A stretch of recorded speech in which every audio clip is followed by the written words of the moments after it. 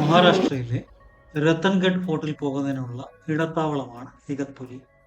ഇഗത്പുരിയിൽ എത്താനാണെങ്കിൽ പൻവേലിൽ നിന്ന് കല്യാണിൽ നിന്ന് ഇഗത്പുരിയിലോട്ട് ട്രെയിനുണ്ട്.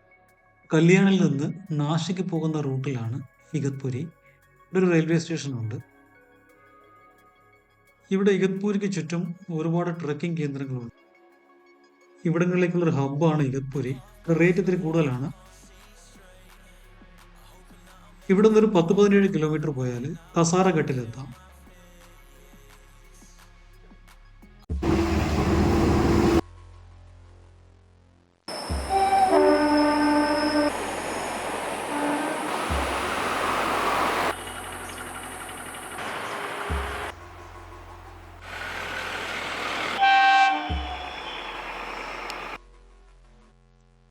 കല്യാണിലെ നാഷിക്കുമായിട്ട് ബന്ധിപ്പിക്കുന്ന റെയിൽവേ പാതയിലുള്ളൊരു ടണലാണ് കസാരഘട്ട്.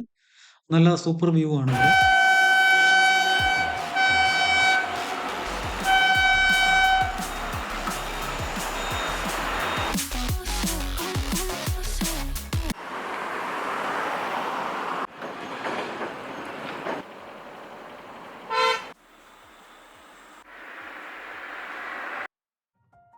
ഏറ്റവും ചരിവ് കൂടിയ റെയിൽവേ ലൈനുകളിൽ ഒന്നാണ് ഈ കസാരഘട്ട്. ഈ കാഴ്ച കണ്ട് നമുക്ക് തിരിച്ച് ഇഗത്പുരിയിലെത്താം. അടുത്തൊരു കാഴ്ച എന്ന് വെച്ചാൽ റെയിൽവേ ഡാമാണ്. ഒരു ലേക്കാണ് ഇവിടെ. ഇവിടെ പക്ഷി നിരീക്ഷണമൊക്കെ നടത്താൻ പറ്റിയ നല്ലൊരു വ്യൂസ് ഉള്ളൊരു ലേക്കാണ് റെയിൽവേ ഡാം.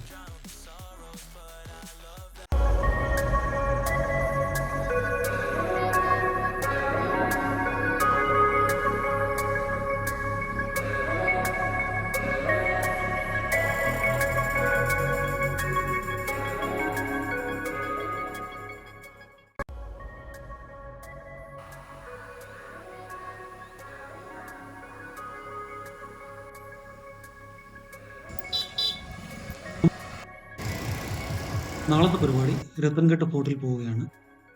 രത്തൻഗട്ട് ഫോർട്ടിൽ പോകാൻ ബെസ്റ്റ് ഓപ്ഷൻ ബന്ദർദാരയിൽ സ്റ്റേ ചെയ്യുകയാണ്.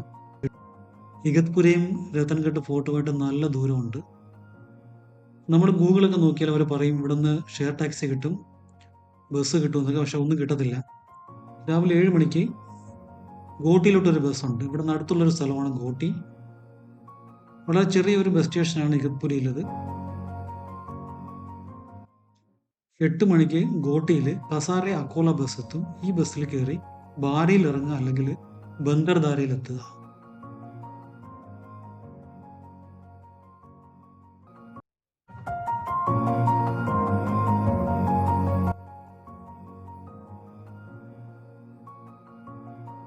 ബന്ദർദാര എത്തിയാൽ ടാക്സി മാത്രമാണ് ഏക ഓപ്ഷൻ. അങ്ങോട്ട് ബസ്സൊന്നുമില്ല. 1500 രൂപയ്ക്ക് up and down with waiting taxi ഏർപ്പാടാക്കി. ഈ പോകുന്ന പോക്കി കാണുന്ന ലേക്കാണ് ബന്ദർദാര ലേക്ക്. ഇത് കഴിഞ്ഞൊരു ചെക്ക് പോസ്റ്റ് ഉണ്ട്. ഇത് കഴിഞ്ഞ് ഈ ഒരു വളരെ മോശം വഴിയാണ്.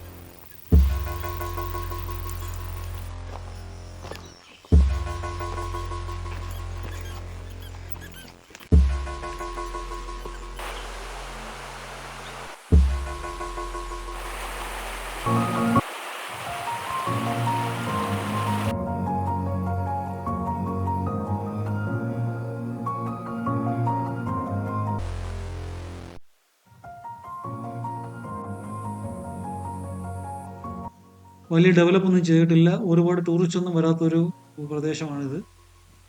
നവംബറിലൊക്കെ ആണെങ്കിൽ പൂക്കളൊക്കെ വിരിഞ്ഞു നിൽക്കുന്ന കാണാം. ഏകദേശം ഒരു 5 മണിക്കൂർ ട്രെക്ക് ചെയ്യാനുണ്ട് അപ്പ് ആൻഡ് ഡൗൺ. നമ്മൾ തിരിച്ചെത്തിയാൽ 5 മണിക്കാണ് ബന്ദർദാരയിൽ നിന്ന് ഗോട്ടിയിലോട്ടുള്ള അവസാനത്തെ ബസ്.